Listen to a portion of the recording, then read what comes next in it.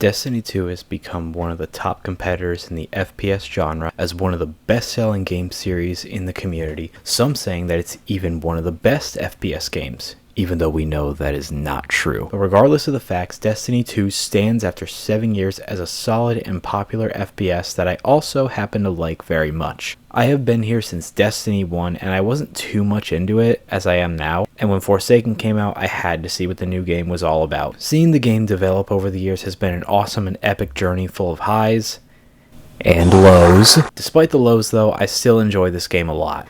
So as the final shape is sticking its feet on solid ground, everyone is asking, how's the final DLC of this series? Did it finish off the story well? How is the new class? Will Bungie stop making DLC and just let the players have fun with the $300+ we drop? Luckily for you, I'm here to answer all of those questions. To start off with the story of Destiny 2, I have to admit that of all the DLC I've played of this game, this is by far the best story Bungie has ever put out in Destiny's long list of DLC and expansions. The number one reason for this is that the writing was actually very good in this DLC. Finally, Bungie learned how people actually talk with each other. In centuries, that wizard came from the moon. I thought we had them contained there. The darkness could be a lot closer than we think. The writing for Witch Queen was good, and the story was much simpler to follow, but this dialogue blows Witch Queen out of the water. The main cast goes through more development in this 20-hour DLC than they have in the past 7 years of story that this game has had. I really liked what they did with Zavala especially. Watching him go from the casual Zavala we always knew to losing faith in the Traveler and seeing an alternate way to achieve victory was actually interesting, and I genuinely didn't know if he was going to live or die. Also, it was cool to see him actually care about something besides Ikora or Cayde and want to achieve a goal besides defend the Traveler Guardian. That is our duty. Ikora was a good side protagonist for the campaign as well. I like what they did with the relationship between her and Cayde, and I almost shed a tear when the trio reunited. Also, Cayde is the same old Cayde that we all knew and loved growing up. I do agree with most people that him coming back here was clear fan service and a tactic to get old players back into the game because the player base was dropping exponentially. But in the context of this story, it actually makes a lot of sense, and it makes the story a lot more intriguing and fun, so I gave it a pass. This is fan service done right, and I appreciate Bungie taking the time to develop the story and not just give us another cheap cash grab filler story. The banter between him and Crow was also nice to hear throughout the missions and gave the campaign a little bit of extra life that all Destiny players missed from Cayde. Also, the Witness. But you choose entropy.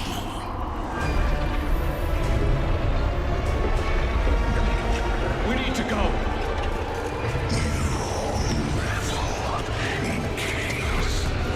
Was the definition of aura. Agent Ward outdid himself with voicing this character because holy shite, this guy is menacing. I put him on par with Rolk and Oryx as one of the best villains in the series. This guy lifts a finger and you're dead.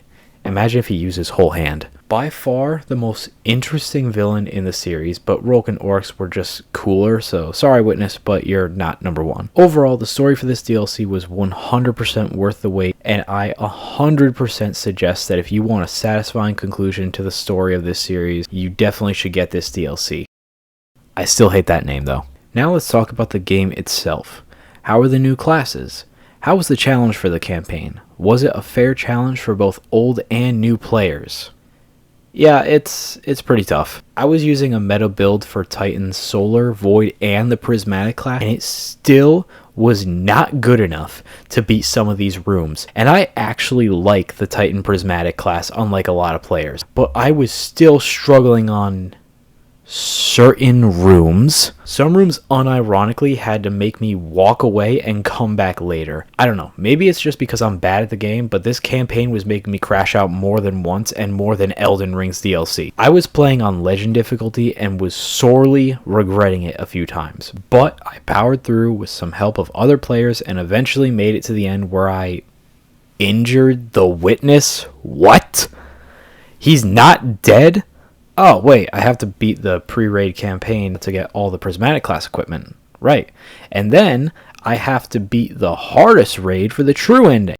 Yeah, I don't like how they made the raid mandatory for the story to be completed because new players and returning players are not going to be ready for it. Plus, it's just really for endgame players, so I don't agree with the choice of making the raid mandatory for the story to be complete. Regardless, I beat the raid and got to the ending of the journey, and the ending was satisfying, and I do enjoy what they did with Cade's character and with Zavala and the ghost sacrificing itself at the end. But again, just why did you have to make the raid mandatory? It just forces an unnecessary grind for new players, and I feel like that grind should not have been there to enjoy the ending to the story. The grind should come after all is said and done, and for old players this is a good ending and more satisfying conclusion with their friends, but just maybe make sure to grind out some of Vault of Glass before you go into this. Now onto the Prismatic class. It's fun, but I feel like the Titan should have gotten way more of a buff. But that's the least of my concerns because this axe ability is all I need. But seriously, this Prismatic class is really fun. I really enjoy playing it. I like the transition from the regular class to the upgrade class whenever you're powered up. And it's just fun to use. Overall, I give it a 5 out of 10 class. This campaign was worth the wait. If you enjoyed Destiny 2, then this DLC is worth the price. It gives a satisfying conclusion to the franchise, a decent new subclass, and a fun and challenging campaign and raid. If you are looking for a good story and fun 20 to 30 hour game to enjoy, give it a shot. Otherwise, just have fun with Shadow of the Erdtree.